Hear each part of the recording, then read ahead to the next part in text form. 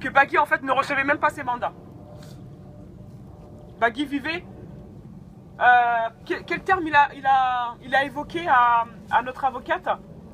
Comme, je sais pas, comme une personne qui n'a pas de famille en fait en prison. Je me rappelle plus du terme. Voilà. Et il a dit à l'avocate, heureusement que mon co-détenu était là. S'il nous entend, on le remercie beaucoup. Sauf qu'on était là. Ils ont tout fait en tout cas pour le détruire psychologiquement. Bagui s'est senti.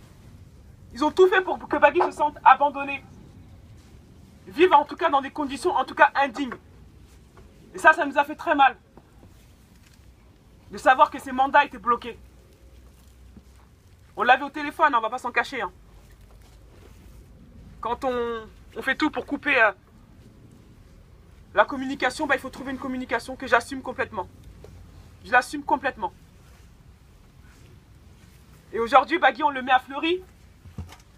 Pour l'éloigner en tout cas de sa famille. Pour l'éloigner de nous, on n'a pas encore de numéro d'écrou.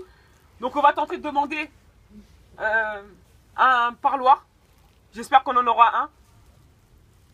On va tenter de lui envoyer de l'argent. J'espère qu'il aura ses mandats. Et on demande en tout cas à ces détenus qui sont à Fleury de faire comme son co ou ses co qui étaient à Oni. De prendre Bagui comme leur frère. Que sa famille elle est là à l'extérieur, on ne l'abandonne pas. Ils ont tout fait pour que Bagui puisse penser ça. Ils ont tout fait pour que Bagui puisse être mis dans des conditions atroces. Ils l'ont tué psychologiquement. Psychologiquement. Bagui ne se remet même pas encore aujourd'hui de la mort de Adama. C'est Adama qui est tué, mais c'est nous qui sommes passés pour des voyous et des bandits. La France est un pays antidémocratique. On vit dans un pays en fait où c'est une dictature assumée. Elle est assumée sauf que la France met des formes. La France nous donne des belles phrases. Parce que quand on demande la liberté, on se fait tabasser. Le jour du conseil municipal, ici même, avec quelques jeunes qui étaient présents avec moi, nous avons une expédition punitive. Nous avons eu des gendarmes qui étaient sur le toit, ici, qui ont lancé des flashballs, qui ont chargé les jeunes habitants de Boyenval. Ils les ont attrapés, ils les ont tabassés, ils les ont frappés, ils les ont insultés. Ils ont attrapé un de mes frères, qu'ils ont mis là, juste là, sur la route, et l'ont tabassé. Parce que nous avons osé aller demander nos droits et nous nous sommes exprimés. Donc la France ne peut pas dire que c'est un pays de démocratie, ce n'est pas vrai. C'est complètement faux. En tout cas, pour la famille Traoré, et j'en suis sûr pour beaucoup de monde. Parce qu'il faut savoir que la France divise son peuple. La France, quand je dis que divise son peuple, nous sommes en plein dedans. Nous avons un monsieur qui s'appelle François Fillon, qui va se présenter aux élections présidentielles, qui a volé, qui a fait le délinquant et la racaille. Et aujourd'hui, il n'a rien du tout. Là, c'est un exemple concret. Mais quand on dit que la France divise son peuple, elle le divise vraiment. On a une partie de la population qui est oppressée, une partie de la population qui est soulagée. Et en fait, la partie de la population qui est oppressée, moi, j'en fais partie. Beaucoup d'entre vous en faites partie. Et en fait, cette partie-là, on l'écrase. On la domine. On la fait taire. Et en plus, on vient allumer le feu là-bas. Et ils font croire à cette population, nous, que ce sont eux nos sauveurs. Et c'est pas vrai ça, il faut arrêter ça, il faut sortir de ça en fait. Parce que c'est eux qui viennent allumer le feu, c'est eux qui viennent ramener tous ces problèmes-là. Et ils viennent dans nos quartiers nous sauver. Et malheureusement, tout le monde attend à ce qu'ils viennent nous sauver. Il ne faut pas leur donner cette importance-là, il ne faut pas leur donner ce rôle-là. Eux, ils ne sont pas là, sinon on n'est pas là. Hein. C'est pas vrai ça. Il n'y a que nous qui pouvons les faire plier. Il n'y a que nous. Il n'y a pas de... Quand on nous dit, on est venu les sauver, on est venu les aider, je leur dis, mais depuis quand? Depuis quand? On se soutient. Mais vous ne venez pas nous aider, vous ne venez pas nous sauver. Le combat, on le mène nous. Ils ne sont pas au-dessus de nous. Et c'est ça qu'il faut que tout le monde... Il faut sortir de ça parce que malheureusement, depuis des années, depuis des siècles, on a été conditionnés à ça. Ils viennent nous faire du mal et ensuite ils viennent nous mettre de la pommade ils viennent nous rassurer, ils viennent nous sauver, comme ils le disent si bien, et ils refont la même chose et rebelotent.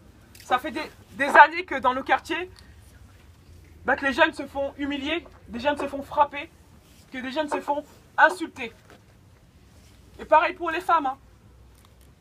Et dans le combat de Adama, ce que nous on veut faire entendre et sortir dans le combat de Bagui, il faut arrêter tout ça. Ça veut dire que quand on se lève, il ne faut pas attendre que eux nous demandent ou nous fassent un signe. Depuis le début, on dit révolution. Il faut qu'il y ait la révolution. Hein. Si aujourd'hui, moi je suis là en train de vous parler en tant que femme noire, que je puisse m'exprimer librement, c'est qu'il y a des personnes derrière nous qui se sont battues en fait.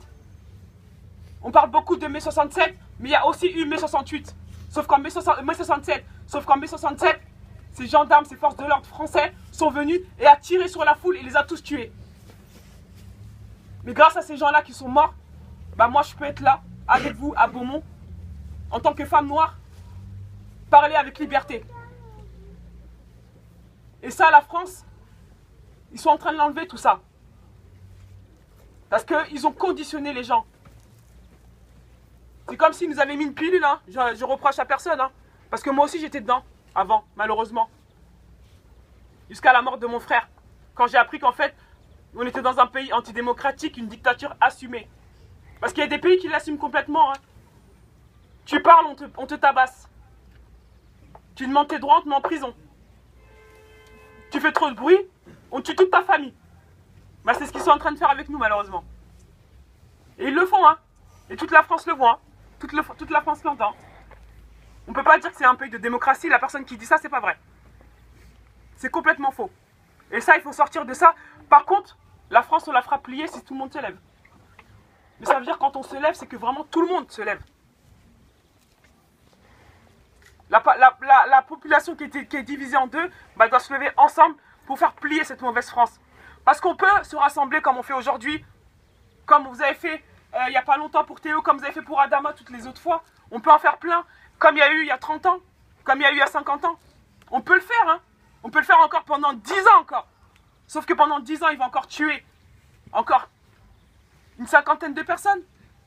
Il va encore tuer ou violer encore combien de personnes? Et qu'est-ce qui va se passer? Ça veut dire que les personnes qui se sont battues avant nous, se sont battues pour rien. On n'a pas le droit de rester comme ça. Ça veut dire que tout le monde doit se lever. Il faut qu'il y ait une révolution en France, que ce soit les quartiers ou la ville, mais tout le monde.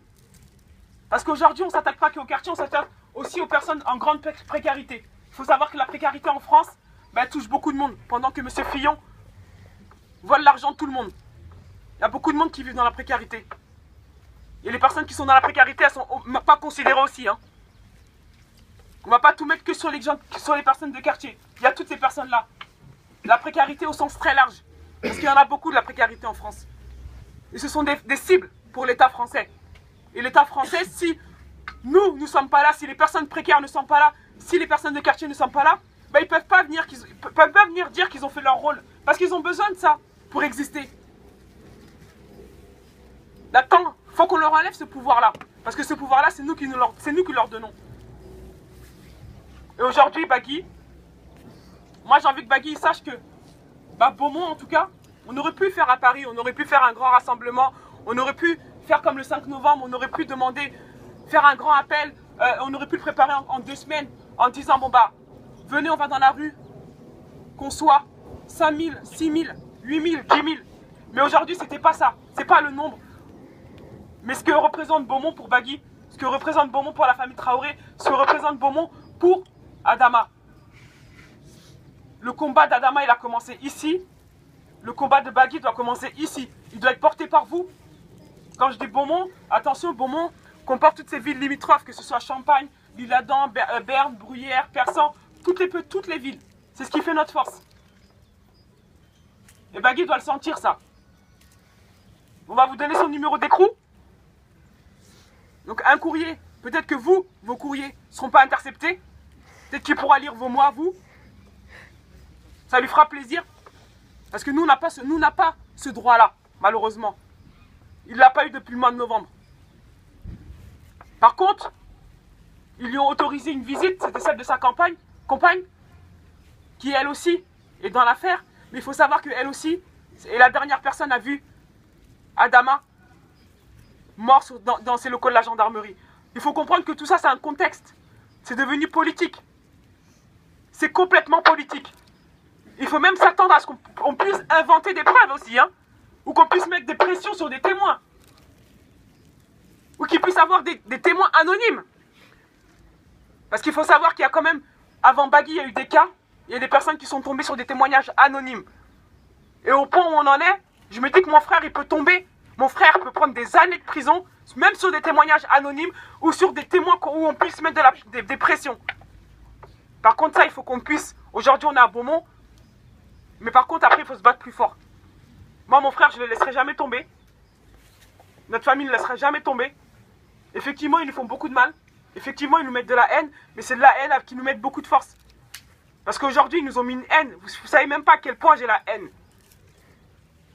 C'est même pas une haine qui puisse nous affaiblir ou nous mettre par terre.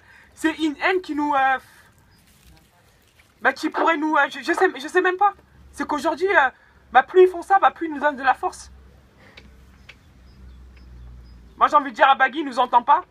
Bagui, on fera tout pour que tu prennes pas 15 ans de prison ou 30 ans de prison. Tentative d'assassinat envers les forces de l'ordre. Retenez bien ces mots quand vous allez rentrer ce soir. Tentative d'assassinat.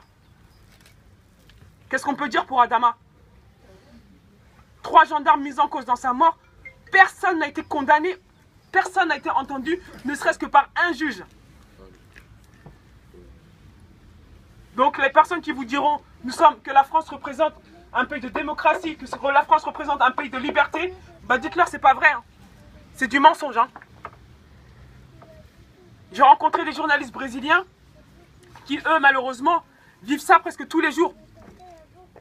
Mais de l'extérieur, ils se disent, il faut venir en France. La France est un pays de liberté. Mais c'est pas vrai. Et quand ils ont entendu parler de l'affaire d'Adama, ils sont venus me voir. Parce que ça les avait beaucoup intrigués. Nous avons les ligues des droits de l'homme qui se sont saisies en tout cas de l'affaire aussi. Parce qu'eux-mêmes sont choqués du comportement du comportement de la France, que la France fait subir à la famille Traoré. Et quand ils touchent Bagui, ils savent très bien qu'ils touchent la mère de Bagui, qui touche Tata, qui touche ses frères, ses sœurs, mais qui touche aussi son fils. Quand ils sont partis ramener la compagne de... Je l'ai cherché, quand ils ont amené le fils de Bagui à l'école, ils ont ramené sa mère menottée, avec des gendarmes, à l'école. Le directeur était choqué. Il était choqué. Quand on a eu notre petit neveu, mon frère lui a acheté un poisson, il l'appelait Bagui. C'est mignon, mais c'est représentatif de beaucoup de choses. Il n'a pas vu son père depuis des années. J'ai même pas envie de dire des années. Depuis des mois, mais des années pour lui. Pour un enfant de 4 ans. On lui donne un poisson, il appelle son poisson Bagui. Beaucoup d'enfants ont des poissons. Je pense pas qu'ils appellent leur poisson comme leurs parents. Ils leur donnent des petits noms. Mais lui a décidé de l'appeler Bagui. C'était mignon pour lui, mais nous, ça nous a beaucoup touchés.